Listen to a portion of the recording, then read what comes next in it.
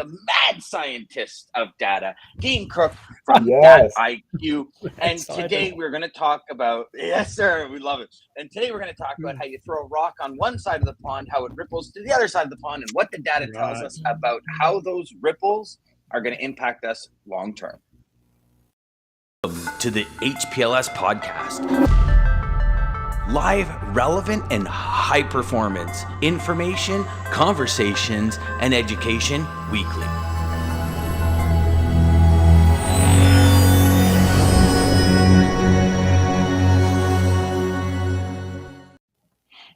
I love that. DJ was the creator of that mad scientist. I love it. I think it's so cool. And Dean, you know what? I love it. Yeah. You are, and I know we every week.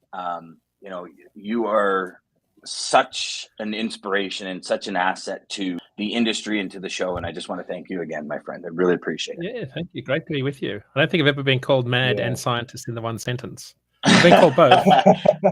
More mad than anything. So.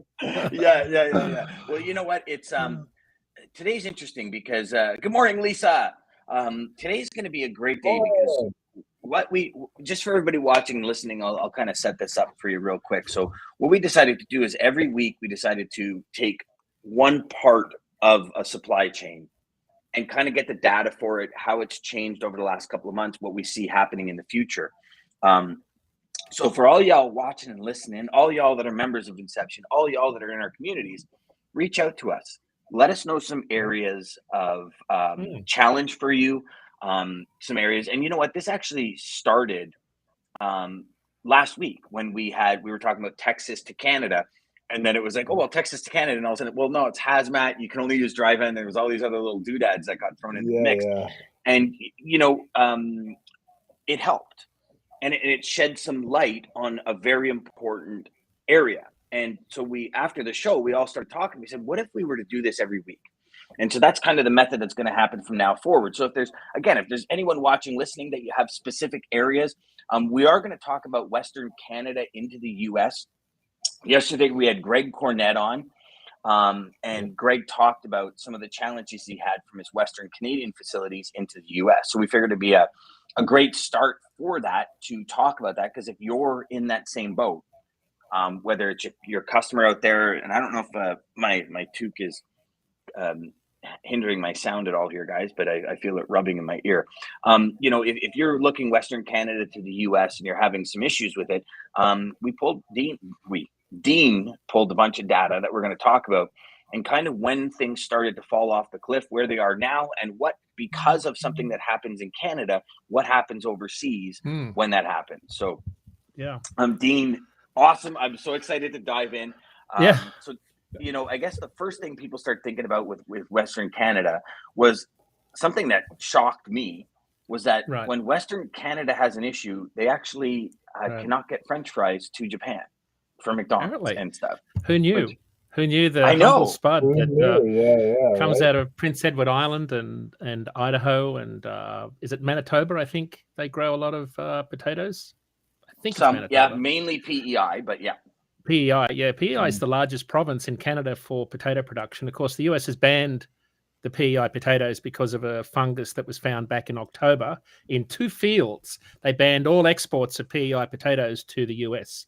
So I really feel for the farmers up there in PEI, because I was up there just before the harvest on vacation, and potatoes are the lifeblood of the island. Like that's what goes on there. It's such rich soil, other than lobsters and all the other seafood that goes on. But who knew that McDonald's being out of French fries in Japan, having a shortage in, I think it was December 21. I'll go back and look at my dates here. December 21, the news story was it was a dark day in Japan when McDonald's had to announce the decision to suspend sales of medium and large size French orders. And it turns out that a lot of the French fries in Japan are shipped via Canadian ports. So it's kind of a three-nation, connection. But month-long flooding, if you think back to the month-long flooding in November in British Columbia, that port, the ports around British Columbia, Vancouver in particular, Prince Rupert, a lot of the supply chains were shut down because they literally couldn't get trains, trucks in and out of that area. It's a pretty vital connection to the Trans-Pacific trade lane. Just geographically, you say to yourself, why does Prince Rupert have 4 train services every day from Prince Rupert to Chicago, right? And Prince Rupert's like just a phenomenal port. When I looked at Prince Rupert this morning here on the dock, they've got 7 working tracks, 18,000 feet, 6 storage tracks, on-dock focus, 6 gantry trains. They've got port calls from all the major ocean lines. It's about 1,200 kilometers closer to northern China, to Vancouver and Prince Rupert, than it is to Los Angeles. Which, when you think about the map of the world as we look at it one-dimensionally or even two-dimensionally, it doesn't sound right. But as the way the world is shaped, it's closer. So 1,200 kilometers is about a day's sailing closer for imports from Asia. So that's why a lot of that volume has ended up in the Pacific Northwest. So there's a great train service, lots of truckload capacity to move loads out of Prince Rupert to Chicago and Vancouver and Seattle. And of course, what's driven port volumes north is the congestion in Los Angeles. So, over the course of last year, a lot of that volume started to move north. And I started to figure, wow, if that's happening, then there's probably going to be some good truckload volumes come out of the Pacific Northwest, which turns out that's what's happened over time. But the connection here with the flag, and I'll get to the spot rates because, Dan, I looked at spot rates north-south, thinking that it was Vancouver, Los Angeles, Ontario, Stockton that might be impacted the most. Turns out it's not. It's Vancouver, Prince Rupert, Seattle to Chicago, where the rail lines have had problems because CN that runs, they've got a very important critical track that runs between Kamloops and Vancouver. That corridor was hit hard by floods. In December, in November, when it got taken away. I heard it took them a long time to rebuild those lines, right? So what that does is when you start to break those supply chains in both directions, one of the modes that can pick up that slack, of course, is either air cargo or truckload. Trucks can go anywhere, although going up over the Coquihalla in December is problematic. But they can generally be much more flexible in terms of getting around things. And I remember when that storm was breaking, carriers were posting online all the different routes around that, right down into Washington State, around Yakima, up through Spokane, and then back onto the I-90. So what happened, of course, the story started when Ryan Peterson from Flexport said we're chartering 3 747s to send French fries to the French fry-starved Japanese McDonald's franchise. So everyone started to say, well, how does that happen? And at the same time, a friend of mine was sitting on a loading dock in northern Maine where they grow potatoes. And he was sitting there for 27 hours. And I said, dude, what's up? Why are you there for so long? And he said, they told me the load is urgent. This load of French fries from a processing plant. And I thought, oh, that's interesting. And at the same time, this story broke about French fries. And I put 2 and 2 together and said, oh, okay, now I get it. But the problem was when you're a truckload carrier and you go deep into Presque Isle, Maine, they've got you by you know what. Where are you going to go for another load? Yeah, you got to wait. So he's sitting there. He's got a porta potty outside the yard, not allowed to go in the warehouse. Nearest truck stop's 45 miles away. Like this stuff goes on quite a lot. Anyway, so the story sort of played out, and I thought, oh, okay, so now we've got a shortage of French fries everywhere, and then of course that's driving up spot rates there. But when I looked at the rates this morning, Dan, this is kind of amazing. When I looked at, so go back and think, okay, a lot of imports coming in from Asia. There was a drop-off. Remember, there was a lot of capacity in Seattle and Vancouver ports. There was a vessel that lost a lot of containers overboard in a fire. They had a very big vessel congestion issue, and container volumes plummeted in November and then took off in December. So there was kind of this backlog that built up, and then the floods hit, and then the ports were sort of choked up with congestion, couldn't move the volume, the rail lines were broken. So suddenly you had a lot of volume building up. So what's been happening over the course of the pandemic is as we've had these surging import volumes on a lot of intermodal lanes, the intermodal network hasn't been able to add more capacity. Truckload has picked up a lot more capacity on those lanes. So when I looked at truckload capacity on those lanes, and excuse me for looking down here, but I'll just look at the numbers that I pulled this morning. Prince Rupert to Chicago, right? So this is a major intermodal lane That's why Prince Rupert, the Port of Prince Rupert, has built this massive on-dock rail facility, goes from the ship straight to the train, straight to Chicago. And then the empties come back, go back to Asia. So rates were averaging up until the floods $1.43 per mile. Not fabulous spot rates for a carrier, but if you need to get out of the Pacific Northwest, which is a backhaul market, that will work. That will do. It's probably and below it's very cost. typical for, it used to be very typical for low rates to be out of out of that area because it was really expensive to go back because rates were low. And that's what's changed is spot rates. It used to be a heavy backhaul market and you could get truckload capacity at any number. But that's changed because there's more import volume coming in to avoid Los Angeles. So let's back to the story. $1.43 per mile was the average up until the floods. In November, from November to December when the floods happened, spot rates jumped to 88 cents a mile. Right? Which 88 cents a mile from $1.43 is actually a decent rate. Like it's a fair rate to run a truck. Right. And today it's up 90 cents a mile since then. So 90 cents a mile since the 80 cents. So we're talking actually $1.70 a mile since November. It's gone up. Exactly. So if I look at I take fuel out of it. Goodness. So 7-day rolling average rate.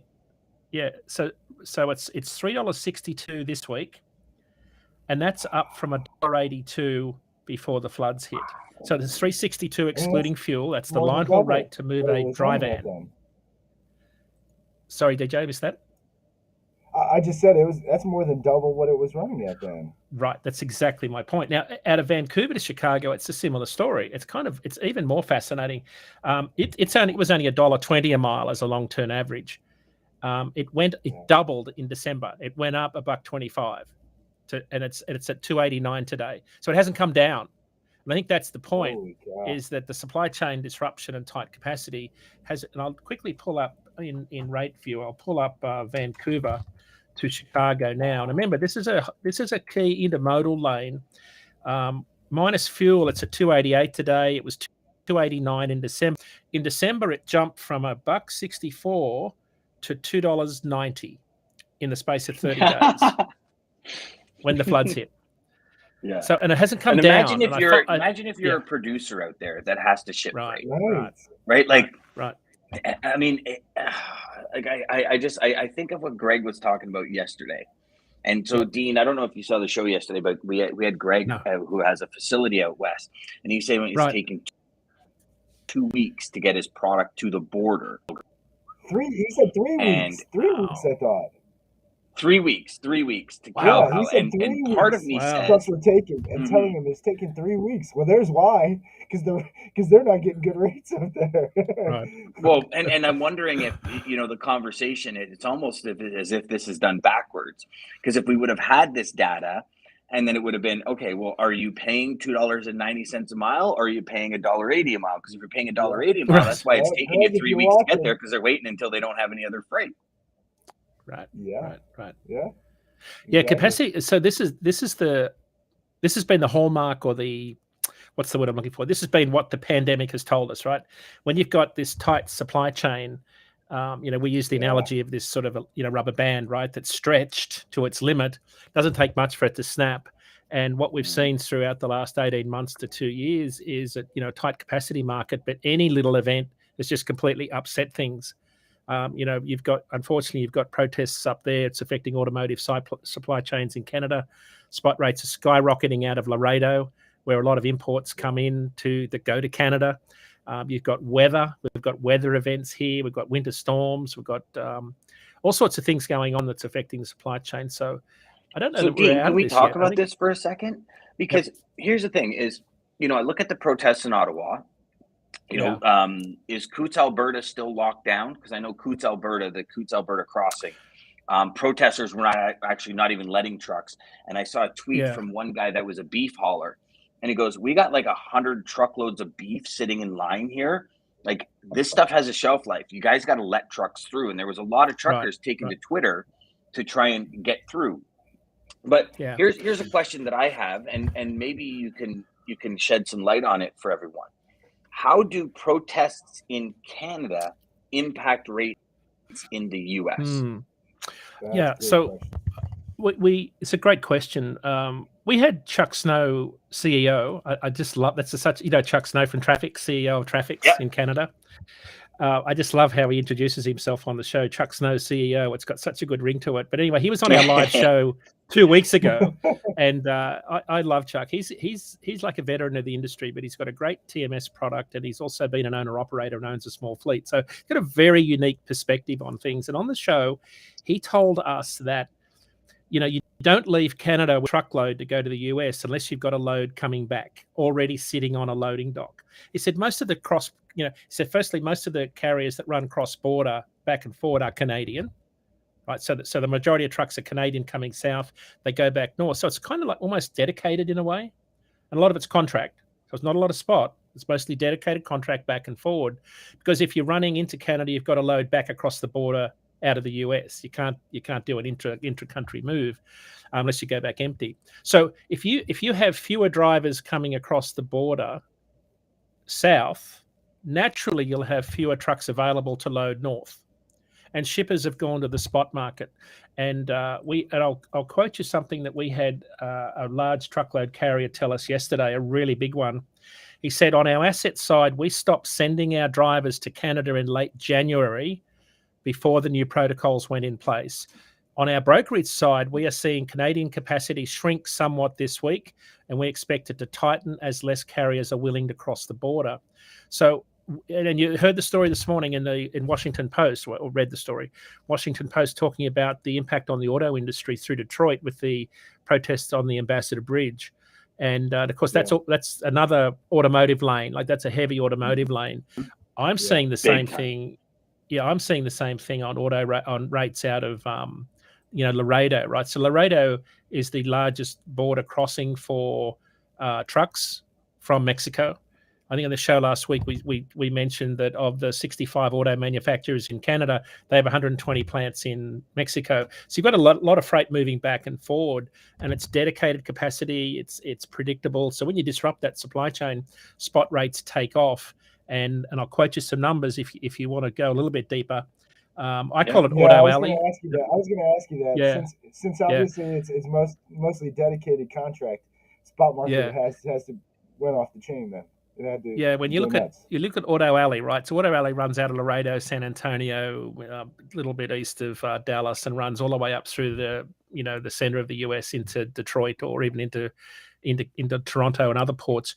So 7-day rolling average, Laredo, Montreal, Laredo, Toronto. So Laredo to Toronto is probably one of the busiest lanes in the dry van auto space for cross-border, up 30 cents a mile last week to $2 a mile.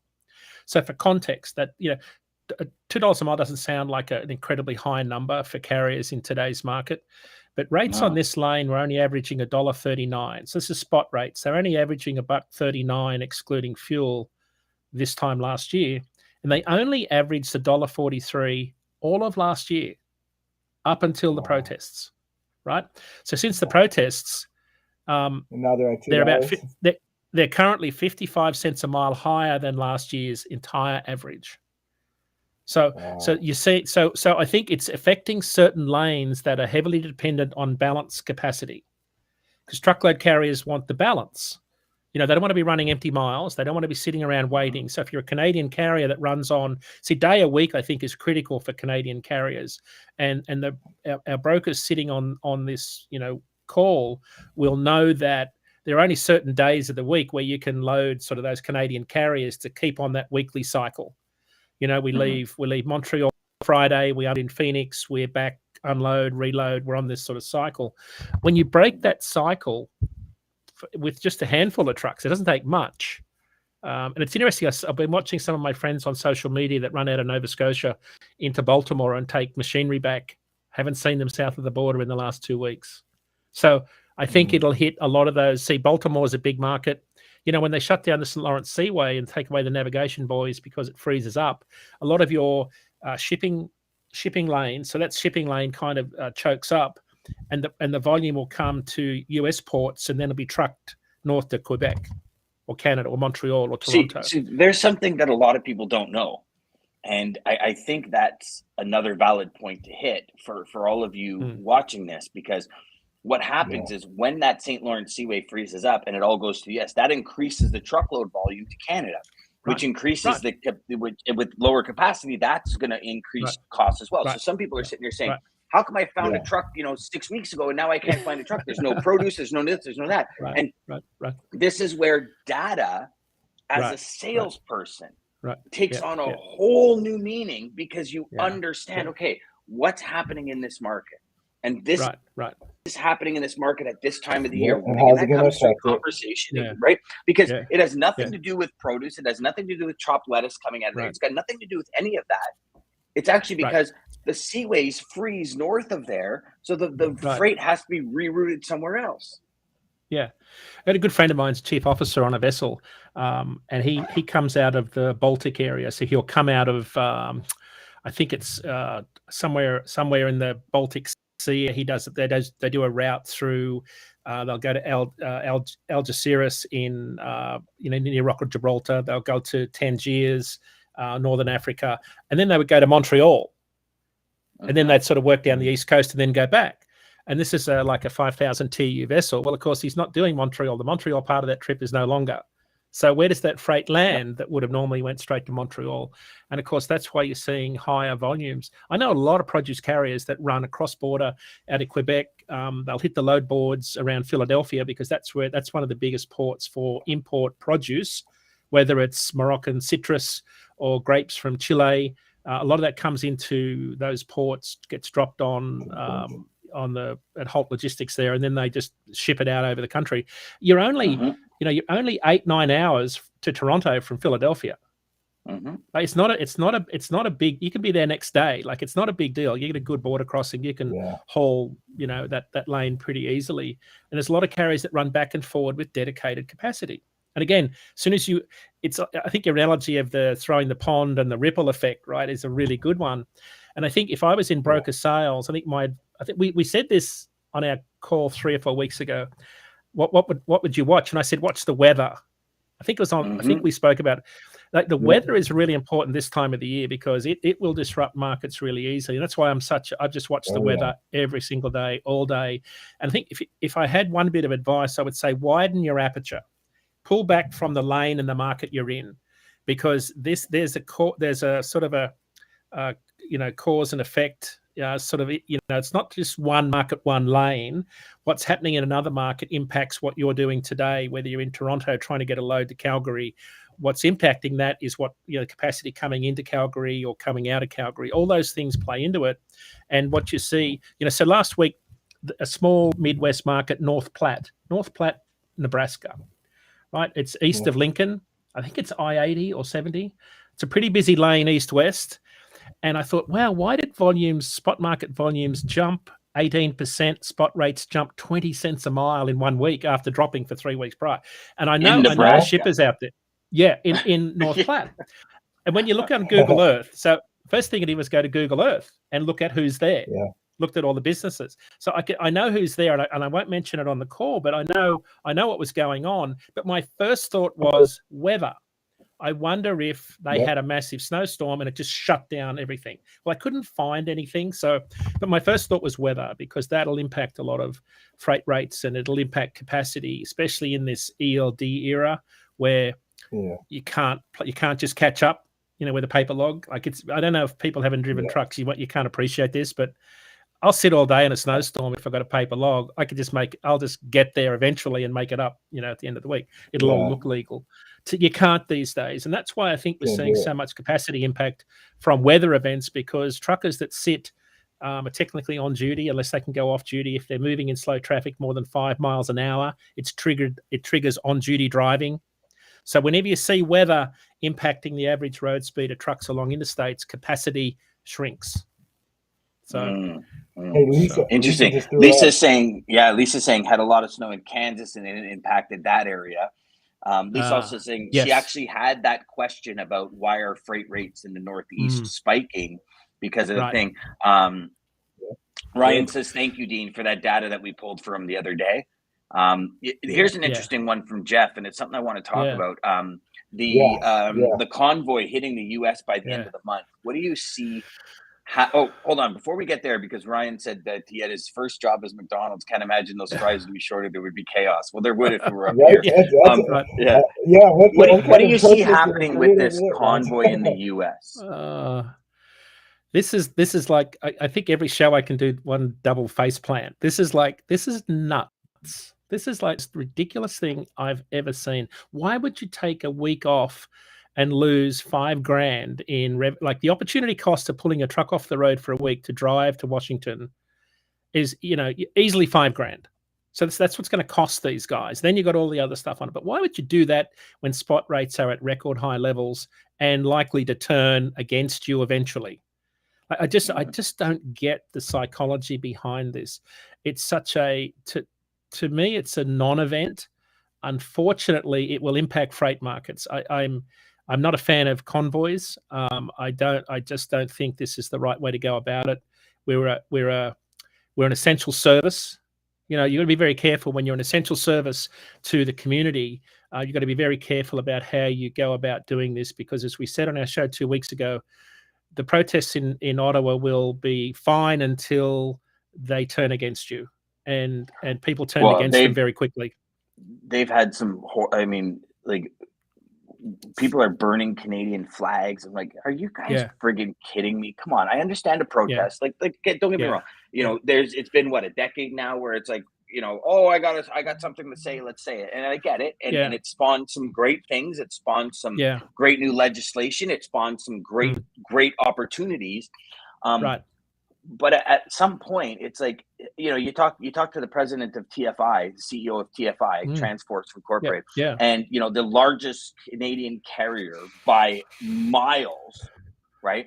And he's saying, like, listen, all our U.S. drivers are vaccinated.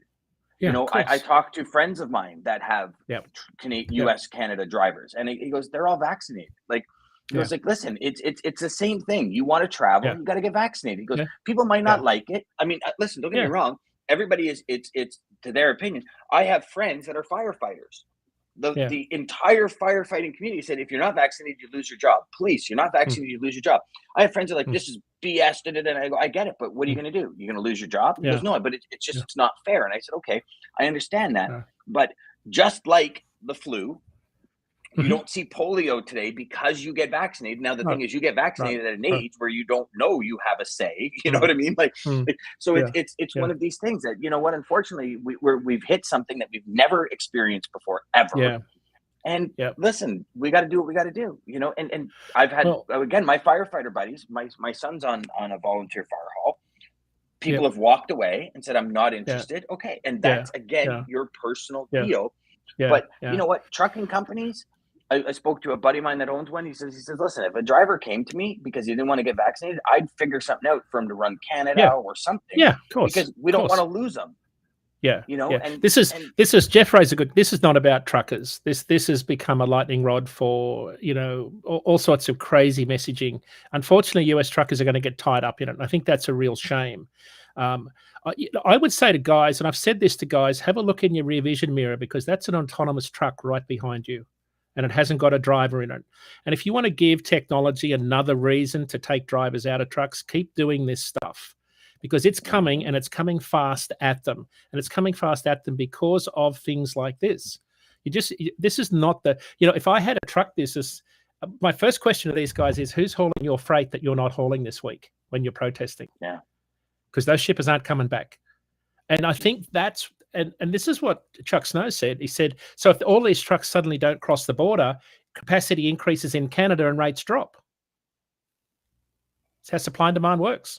The reverse is happening in the US. Supply has dropped, capacity tightens, rates are going up. So this is the ripple effect, right, of throwing rocks around. I'm kind of perplexed that the guys in the US have sort of announced their routes, because guess what the DAT inspectors are doing? They've got level 1 inspections lined up on every single one of those routes. It's like, guys, have you learned nothing from? So I just think this will disrupt things. They will make some noise. I think the US folks will have learned. I think what is the lesson? What if what I think Jeff says, what ifs to lessen the impact. I think the US people have watched this very carefully, and they won't allow this to escalate at all. I'd be surprised if they even get close to the US Capitol or the White House.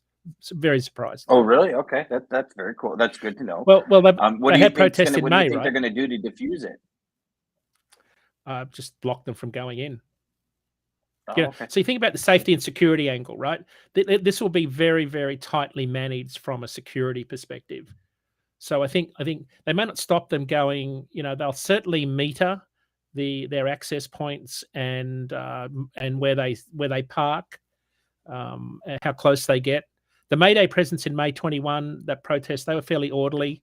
I think the whole train, blasting their train horns was pretty annoying. It's got the Ottawa folks up in arms. They put a ban on people blasting their horns for 10 days, apparently, in the city of Ottawa. So, this. I hope it doesn't go ahead, because that's why you have industry associations. But it turns out that these aren't what they're protesting aren't the things that industry associations actually lobby for. It's all this other crazy stuff. So. My son said something to me very interesting when we were stopping for lunch on our way up here. He says, Dad, he says, I get it. They want to protest about vaccine mandates and stuff. He goes, but what does Terry Fox have to do with it? And so what they've done in Ottawa is they're actually dressing Terry Fox up and like burning flags in front of Terry Fox, a Canadian icon who fought for cancer research, who was probably one of the biggest shifts globally in cancer, and that to me is the part that upsets me, is that listen, you want to protest for your right, you have every right to do that, but leave the monuments alone. Leave these things. These have nothing to do with it, and it's like just to get. And I don't know if it's, and again, in my opinion, is it just to get your 3 seconds of fame on the news or something, or you think it's going to get a point across? Because it's not. And, above and beyond the impact of freight rates, Dean, I think you said it. I think your definition of it, hey, listen, who else is going to haul that freight? And if it's a rogue driver deciding to go, but if you're a company that says I'm going to go, your customers count on you more than ever right now. Like now, they count right on now, you to make things happen. And if you just decide to go off on some highfalutin thing, because and here's the thing, in the US, I'm hearing a lot of things like a lot of drivers in the US, they're going to do their own. Half of them don't. 3/4 of them don't even cross the border. So the vaccine mandate has nothing to do with them. It's just like, I'm just going to jump on. Nuts. Like we had a big protest for dump truck drivers. Right. That said, like, listen, we build roads, we build schools, we build these things, and you guys don't pay attention to it. And I think that was valid, because it was like they were getting dirt cheap rates, and it raised that bar. And I said, okay, you deserve to make an income, and it's, I don't know. I mean, I can go on forever, and I know we're over time, but whatever. Well, Jeff makes a good point about truckers taking their wheels off. That's just utter madness, like that. Again, who's hauling your freight while you're sitting there protesting and belly aching about stuff you shouldn't be worried about? Like, these are times you need to be making money, because rates will fall, and the margins will be compressed. Diesel's pretty high. They've got to be very careful about this. And the other angle is, remember we talked about on our show a few months ago, make sure you stick with shippers that have got good memories. Well, because you want them to remember how tight capacity is. They will remember who they were abandoned by. And I've already seen the newsletters coming out from large truckload carriers in the US and in Canada saying to their shippers, if your freight's stranded, give us a call. So salespeople are using it demand. left, right, and center, 100%. Supply and demand. And it's part of even email templates. I've seen dozens of them. Hey, your freight's stranded. Let's talk. And people's freight is stranded everywhere. It's a great in. Just your business will go right past you while you're pulled over protesting. Your business will go right past you. It's to me, it doesn't make economic sense. There are better ways to do this, but protesting and driving to Washington, that's nuts. That's not the way. I was involved in a protest years ago in Australia, and we blocked all the highways, right? And it achieved very, very little. And we became the enemy within 7 days. And the industry never recovered. So there's a way to go about this. This isn't the way, and but majority of people don't support this. Even your surveys in Canada say that most people don't support this. So it'll be the same here. No, I mean, I can't see any shipper that has volume that's already freight has already gone up, doubled and tripled, supporting less capacity, so freight rates can go up even more. Also, it's going to take me 6 weeks to get my freight where I need it to go, and then it's going to take me 14 weeks instead of 4 weeks on ship. So now I'm up, now I'm up 20 weeks to get my freight what I used to get done in 7. Like it's like it's crazy. DJ, what do you got to take us out of here today, brother? It is crazy. Hey guys, so Dean, thank you again, obviously, for joining us. All the great info. Ryan, you would. Yeah. Like and subscribe below. If to follow us, you can see us on Sales Chatter Live. If you missed this episode, we have the mad scientist of logistics data, Dean, every Wednesday. So if you want to know what's going on, make sure and catch us. Thank you, Jeff. I decided to go away from data today and go with a quote that I just loved. Eleanor Roosevelt: "The future belongs to those who believe in their beauty of their dreams." Yes. Love it. Great to be with you. Welcome to the Hpls podcast. Live, relevant, and high performance information, conversations, and education weekly.